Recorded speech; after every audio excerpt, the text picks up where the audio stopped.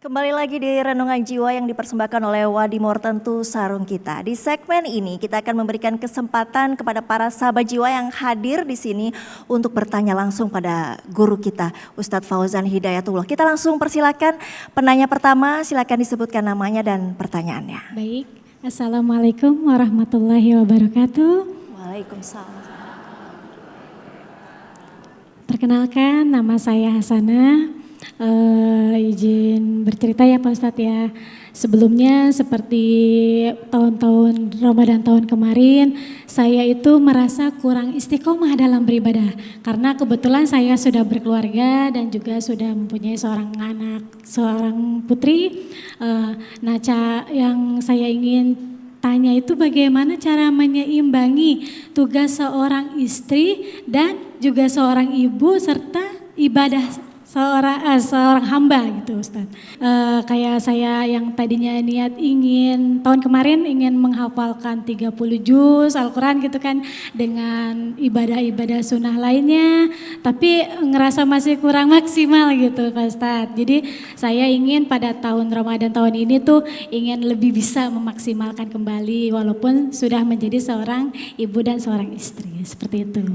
Ya, terima kasih Pak Ustadz. Assalamualaikum warahmatullahi wabarakatuh. Waalaikumsalam. Silakan Ustadz Fauzan. Baik, terima kasih Bunda atas pertanyaannya. Hadirin ibu-ibu, para pemirsa sahabat jiwa yang dimuliakan oleh Allah.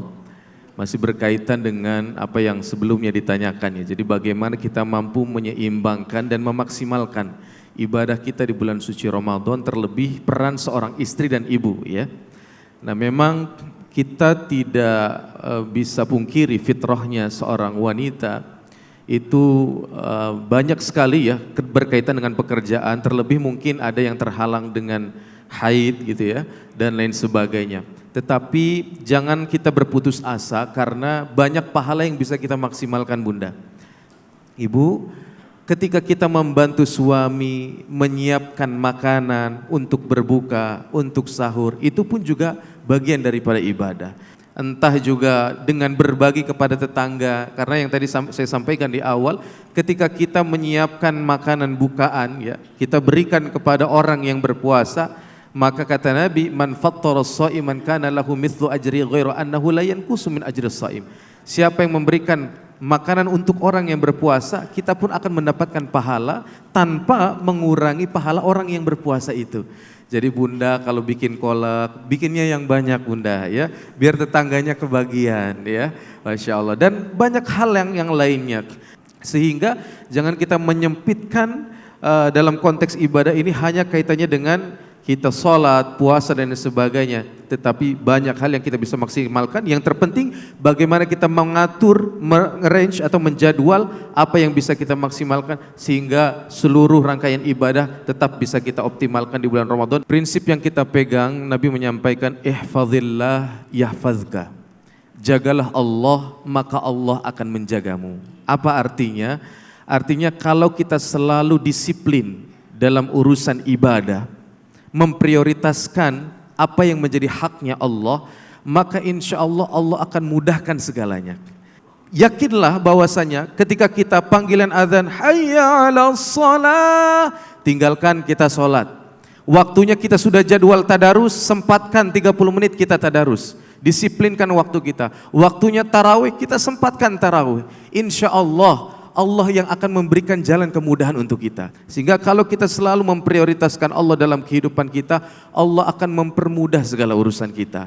Itu yang bisa disampaikan, mudah-mudahan bisa diamalkan. Wallahu a'lam bishawab. Masya Allah, terima kasih Ustadz Fauzan. Mungkin Mbak Donita ada yang ingin disampaikan, apa harapan untuk bulan suci Ramadan di tahun ini? Ada tidak target ibadah yang ingin dicapai di tahun ini?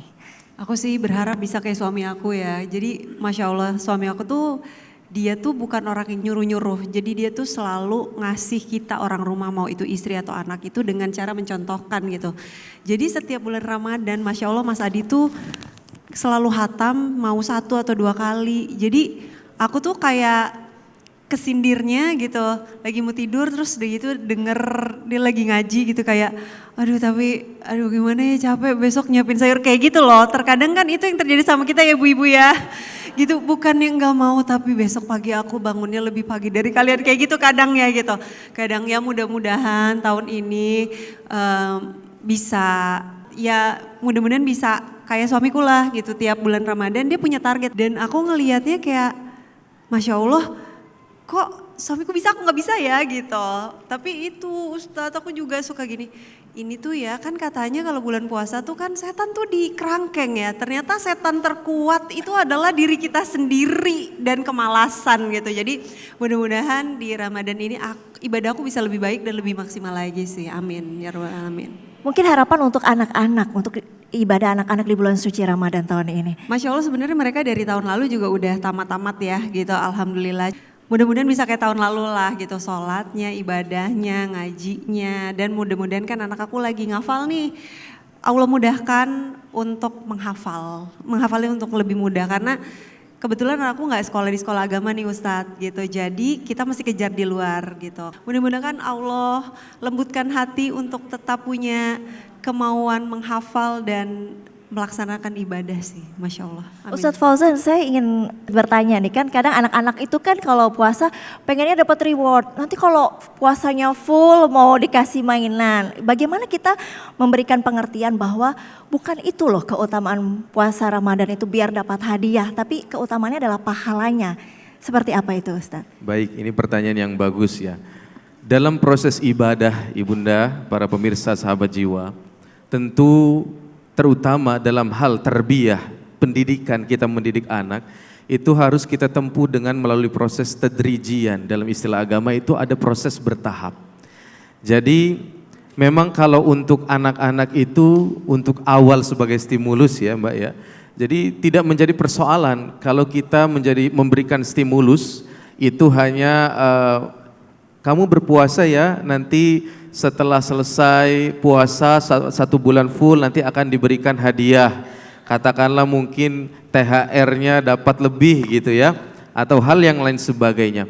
Tapi untuk masa-masa usia anak-anak itu tidak menjadi persoalan. Nah, ulama menyampaikan kalau ini urusannya untuk tarbiyah pendidikan itu boleh-boleh saja, tapi tetap sedikit demi sedikit kita memberikan pengertian bahwasanya ada yang lebih esensi daripada itu, sehingga ketika itu yang kita hadirkan untuk anak-anak, insya Allah pelan sedikit demi sedikit anak-anak bisa menerima dan mudah-mudahan nanti sedikit demi sedikit akan bisa diterima di kemudian hari dan tidak lagi memerlukan hal-hal yang seperti apresiasi tadi, tapi tetap bisa memaksimalkan ibadah puasanya dengan memaksimalkan dan sebaik-baiknya dan bisa menerapkan nilai daripada ibadah puasa itu. Wallahu a'lam Masya Allah, bishawab. terima kasih Ustadz Fauzan atas ilmu dan pencerahannya.